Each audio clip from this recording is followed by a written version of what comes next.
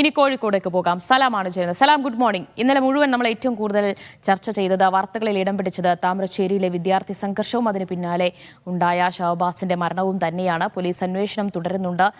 കുടുംബത്തിന്റെ പ്രതികരണമൊക്കെ ഇന്നുണ്ടാകാൻ ഇടയുണ്ടോ? അതുപോലെ തന്നെ മറ്റെന്തൊക്കെയാണ് പ്രധാന വാർത്തകളാകാൻ പോകുന്നത്?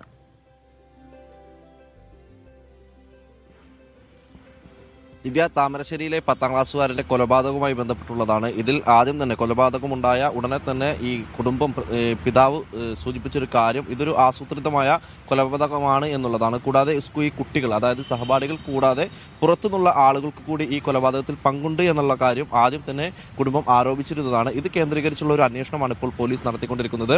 ഈ സമീപത്ത്, അതായത് ഈ സംഘർഷം നടക്കുന്ന സ്ഥലത്തിൻ്റെ സമീപത്തായി സ്ഥിതി ചെയ്യുന്ന CCTV ദൃശ്യങ്ങളൊക്കെ തന്നെ പോലീസ് ശേഖരിച്ചിട്ടുണ്ട്. കൂടാതെ സമീപത്തുള്ള ആളുകളിൽ നിന്നും ഈ കൂടുതൽ വിദ്യാർത്ഥികളിൽ നിന്നും ഇന്ന് മൊഴിയെടുക്കാനുള്ള ഒരു സാധ്യതയാണ് പോലീസ് പറയുന്നത്. ഏതായാലും അത് സംബന്ധിച്ചുള്ള കാര്യങ്ങൾ അത്തരമൊരു അന്വേഷണത്തിലേക്കാണ് പോലീസ് കടക്കുന്നത്. ഏതായാലും ഈ ഷഹബാസിന്റെ കൊലപാതകവുമായി ബന്ധപ്പെട്ട് ഇപ്പോൾ നിലവിൽ 5 പേരാണ് പിടിയിലായിട്ടുള്ളത്. ഈ 5 പേരെ കൂടാതെ മറ്റേതെങ്കിലും പ്രതികളുണ്ടോ എന്നുള്ളതാണ് പോലീസ് അന്വേഷിക്കുന്ന കാര്യം. ആ രീതിയിലാണ് പോലീസ് അന്വേഷണം ഈ കൊലപാതകത്തിൽ പുരോഗമിച്ചുകൊണ്ടിരിക്കുന്നത്. ഇതാണ് ഏറ്റവും പ്രധാനപ്പെട്ട കാര്യം എന്ന് പറയുന്നത്. ഇന്നൊരു പക്ഷേ ഷഹബാസിന്റെ ബന്ധുക്കളുടെയോ ഉമ്മയോ അടക്കമുള്ള ആളുകളുടെ പ്രതികരണം ഇക്കാര്യത്തിൽ ഉണ്ടാകാനുള്ള സാധ്യതയുണ്ട്. കാരണം ഈ മർദ്ദനമേറ്റതിന് പിന്നാലെ വീട്ടിലെത്തിയതിനു ശേഷമുള്ള സ്ഥിതി എന്തായിരുന്നു, അല്ലെങ്കിൽ നേരത്തെ തന്നെ ഷഹബാസ് ഇക്കാര്യവുമായി ബന്ധപ്പെട്ട് അല്ലെങ്കിൽ ഇങ്ങനെയൊരു മർദ്ദനം ഉണ്ടാകാനുള്ള ഒരു സാധ്യത സംബന്ധിച്ച് എന്തെങ്കിലും സൂചനകൾ നൽകിയിട്ടുണ്ടോ എന്ന കാര്യങ്ങളൊക്കെ തന്നെ ഇന്ന് ഒരു പക്ഷേ കുടുംബം പ്രതികരിക്കാനുള്ള സാധ്യതയുണ്ട്. കൂടാതെ ഷഹബാസിന്റെ മൊബൈൽ ഫോൺ ഇന്ന് ഓൺ ആയിട്ടുണ്ട്. അപ്പോൾ ഏതെങ്കിലും തരത്തിൽ ഇതുമായി ബന്ധപ്പെട്ട ചാറ്റ് വിവരങ്ങൾ, ഈ ഭീഷണി അങ്ങനെയുള്ള കാര്യങ്ങളൊക്കെ തന്നെ നേരത്തെ ഉണ്ടായിരുന്നോ എന്നത് സംബന്ധിച്ചുള്ള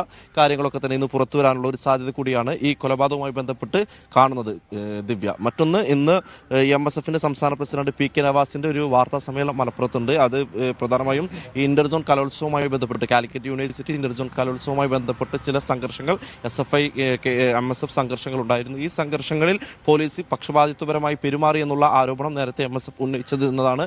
ഇക്കാര്യത്തിൽ MSF സംസ്ഥാന പ്രസിഡന്റിന്റെ ഭാഗത്തുനിന്നും ഈ പോലീസിന്റെ ഇടപെടൽ ശരിയല്ല, അല്ലെങ്കിൽ പോലീസിന്റെ ഇടപെടലിലുണ്ടായ ഒരു പക്ഷപാതിത്വ നിലപാട് എന്താണ് എന്ന് വിശദീകരിക്കുന്നതിന് വേണ്ടിയുള്ള ഒരു പത്രസമ്മേളനമാണ് പ്രധാനമായും വിളിച്ചു കൂട്ടിയിരിക്കുന്നത്. കൂടാതെ UGC റെഗുലേഷൻ അടക്കമുള്ള കാര്യങ്ങളിൽ MSFന്റെ ഒരു നിലപാട് എന്തായിരിക്കും എന്നത് കൂടി അദ്ദേഹം വിശദീകരിക്കുന്നതായിരിക്കും. ഈ രണ്ട് പ്രധാന, അല്ലെങ്കിൽ ഈ കൊലപാതകവുമായി ബന്ധപ്പെട്ട അന്വേഷണവും കൂടാതെ ഈ ഒരു പത്രസമ്മേളനവുമായി പ്രധാനമായും ഷെഡ്യൂൾ ചെയ്തിട്ടുള്ള മലബാർ മേഖലയിൽ നിന്നുള്ള, വടക്കൻ കേരളത്തിൽ നിന്നുള്ള പ്രധാനപ്പെട്ട പരിപാടികൾ എന്ന് പറയുന്നത്, മറ്റു പരിപാടികളൊക്കെ തന്നെ ഒരു പക്ഷേ എന്തെങ്കിലും ഹാപ്പനിങ്സ് ഉണ്ടാകാനുള്ള ഒരു സാധ്യത കൂടിയുണ്ട്. ദിവ്യ.